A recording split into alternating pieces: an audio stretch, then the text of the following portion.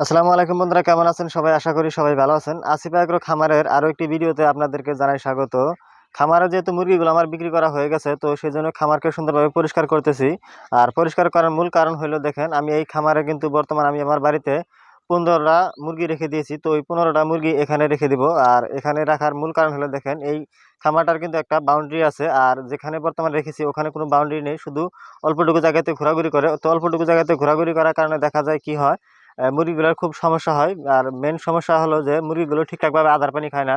তো যদি মুরগিগুলো ঠিকঠাকভাবে হাঁটাচলা করতে না পারে, দৌড়াদৌড়ি করতে না পারে, সেই ক্ষেত্রে দেখা যায় যে মুরগিগুলো কিন্তু ঠিকঠাকভাবে দানা পানি খায় না। তো সেই জন্য আমার এই মুরগির খামারটি ছাপা করা। আমি যে 15টা মুরগি রেখে দিয়েছি, তো 15টা মুরগি রাখার কারণ হলো যে ওই মুরগিগুলোকে আমি ডিমে আনবো। আর যারা হয়তো আমার নিয়মিত ভিডিওগুলো দেখেন তারা হয়তো জানেন যে আমি ওই 15টা মুরগি কিন্তু ডিমে আনার জন্য রেখেছি। তো ওই ঘরে যেহেতু একটু সমস্যা হইতেছে, ঘরটা যেহেতু খুবই ছোট, তো সেই জন্য আমি এই ঘরে ওদেরকে রাখবো। তো সেই জন্য এই ঘরটা আমার পরিষ্কার করা। বর্তমান সময়টাতে যেহেতু আমি আর খামারে মুরগি উঠাবো না, তো সেই জন্য আর এই খামারটা যেহেতু আমার ফাঁকায় পড়ে থাকবে, তো সেই জন্য আর এই খামারে ওই যে মুরগিগুলো রেখেছি, তো সেই মুরগিগুলো আমি উঠিয়ে দেবো। আর এখানে উঠিয়ে দেওয়ার কারণ হলো, দেখেন এই খামারটা যেহেতু আমার একটু বড়, তো বড় থাকার কারণে এখানে মুরগিগুলোকে ছেড়ে দিলে দেখা যাবে অনেক জায়গায় একটু দৌড়াদৌড়ি করবে, হাঁটাহাঁটি করবে, আর সেই ক্ষেত্রে দেখা যাবে দানা পানিগুলো ঠিকঠাকভাবে খাবে।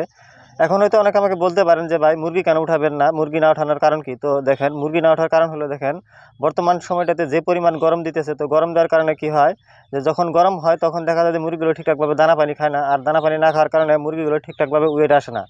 আরও একটি সমস্যা হয়, সেই সমস্যাটি হলো যে দেখবেন যে গরমের সময় থাকতে থাকতে হঠাৎ করে বৃষ্টি এসে যাবে, আর বৃষ্টি বেশি হওয়ার কারণেও দেখা যায় যে মুরগির খামারে অনেক ধরনের বেমারের সম্মুখীন হতে হয়। তো সেই জন্য এই সিজনে আর মুরগি উঠাবো না। তো মুরগি উঠানোর জন্য আমি বিশেষ করে ঠান্ডার যে সময়টা আছে, তো সেই সময়টাকে বেছে নেব, এখন আর মুরগি উঠাবো না।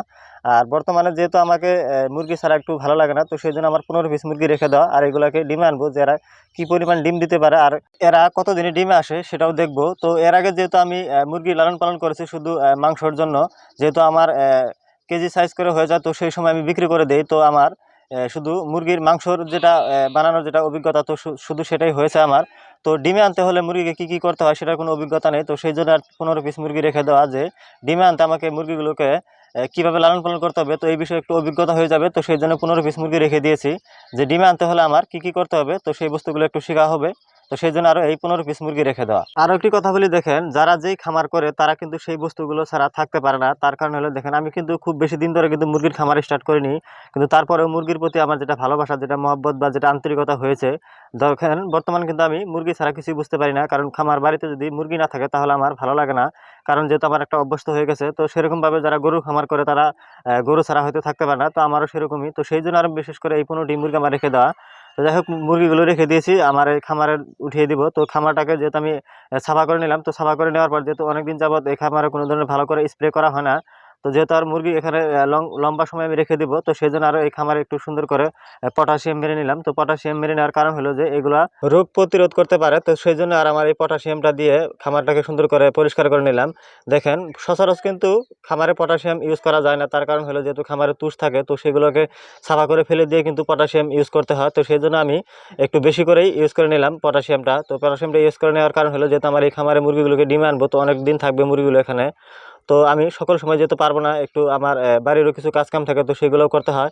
আর বর্তমান যেহেতু খামারে মাত্র 15টা মুরগি থাকবে, তো সেরকম একটা নোংরাও হবে না খামার। তো সেই জন্য আরও মেরে নিলাম, যাতে আমার অনেক দিন পটাশিয়ামগুলো না মেরে নিতে হয়। তো সেই জন্য একবারে মেরে নিয়ে এখানে মুরগি উঠিয়ে দেবো। আরও একটি কথা বলি, দেখেন আমি কিন্তু নিয়মিত ভিডিও আপলোড করতে পারি না, তার কারণ হলো আমার কোনো নির্দিষ্ট ক্যামেরাম্যান নেই। তো ক্যামেরাম্যান না থাকার কারণে কি হয়, আমি লং ভিডিও যেগুলো আছে, তো লং ভিডিওগুলো করতে পারি না, শ্যুট করতে পারি না, আর ফেসবুক বা ইউটিউবে আপলোডও দিতে পারি না।